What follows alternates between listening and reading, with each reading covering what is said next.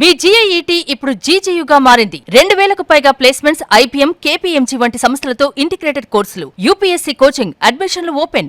తమిళనాడు రాజకీయాలలో ఒక భారీ సంచలనం. టాలీవుడ్ నుంచి కోలీవుడ్ వరకు, సామాన్యుడి నుంచి పొలిటికల్ లీడర్స్ వరకు అందరినీ ఆశ్చర్యపరిచే ఒక మెగా డీల్. దివంగత ముఖ్యమంత్రి, తమిళ ప్రజలు ఆరాధ్య దైవంగా భావించే అమ్మ జయలలిత నివాసం వేదా నిలయం. ఈ ఇల్లు కేవలం ఒక బంగ్లా మాత్రమే కాదు, దశాబ్దాల పాటు తమిళనాడును శాసించిన ఒక పవర్ సెంటర్. ఇప్పుడు ఆ చారిత్రాత్మక నివాసానికి కొత్త బాస్ రాబోతున్నారా? ప్రస్తుతం సోషల్ మీడియాలో పొలిటికల్ సర్కిల్స్లో వస్తున్న సమాచారం ప్రకారం అవుననే సమాధానం వినిపిస్తుంది. తమిళనాడు ముఖ్యమంత్రిగా బాధ్యతలు స్వీకరించిన దళపతి విజయ్ జయలలితకు చెందిన ఆ ఐకానిక్ బంగ్లాను ఏకంగా 350 కోట్లకు కొనుగోలు చేయబోతున్నారనే వార్త ఇప్పుడు పెను సంచలనంగా మారింది. స్టోరీలోకి వెళ్లే ముందు అసలు వేదా నిలయం అంటే ఏంటో తెలుసుకోవాలి. 1967లో జయలలిత, ఆమె తల్లి సంధ్య కలిసి చెన్నైలో మోస్ట్ పాష్ ఏరియా అయినటువంటి పోయస్ గార్డెన్లో ఈ స్థలాన్ని కేవలం 1.32 లక్షలకు కొనుగోలు చేశారు.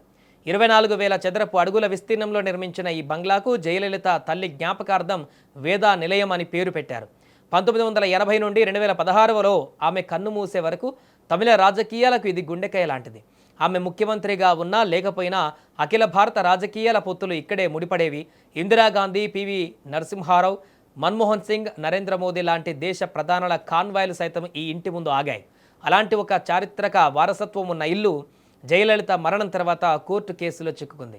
సుదీర్ఘ న్యాయ పోరాటం తర్వాత మద్రాసు హైకోర్టు దీనిని ఆమె వారసురాలైన మేనకోడలు దీప, మేనల్లుడు దీపక్లకు అప్పగించింది. అయితే ఇప్పుడు ఈ ఇల్లు విజయ్ చేతికి వెళ్తుందనే ప్రచారం వెనుక ఒక బలమైన ప్రాక్టికల్ రీజన్ ఉంది.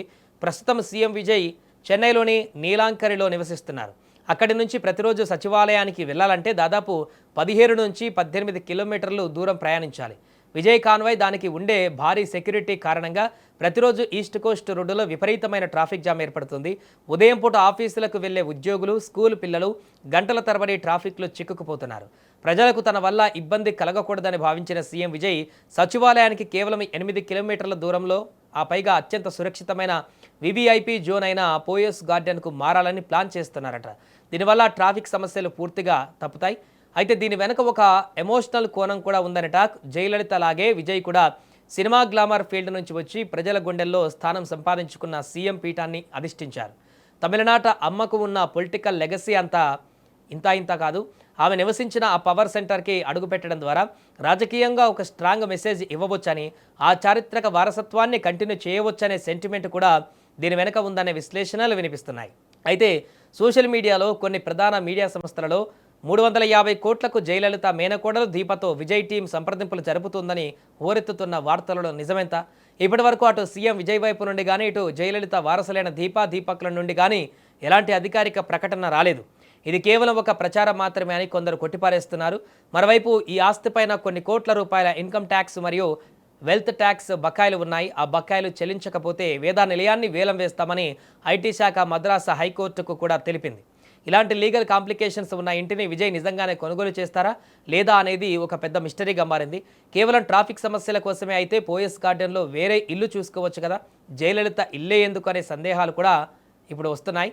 ఏదేమైనా సినిమా ఇండస్ట్రీని ఏలిన ఇద్దరు ధృవతారలు, రాజకీయాలలో ముఖ్యమంత్రులుగా మారిన నేతల పేర్లు ఇలా వేదా నిలయం సాక్షిగా ముడిపడడం తమిళ జనాలకు ఒక ఎమోషనల్ ఫీలింగ్ని ఇస్తుంది. భవిష్యత్తులో ఈ 350 కోట్ల డీల్ నిజమవుతుందా? అమ్మ కోటలోకి దళపతి అడుగు పెడతారా లేదా అనేది కాలమే సమాధానం చెప్పాలి.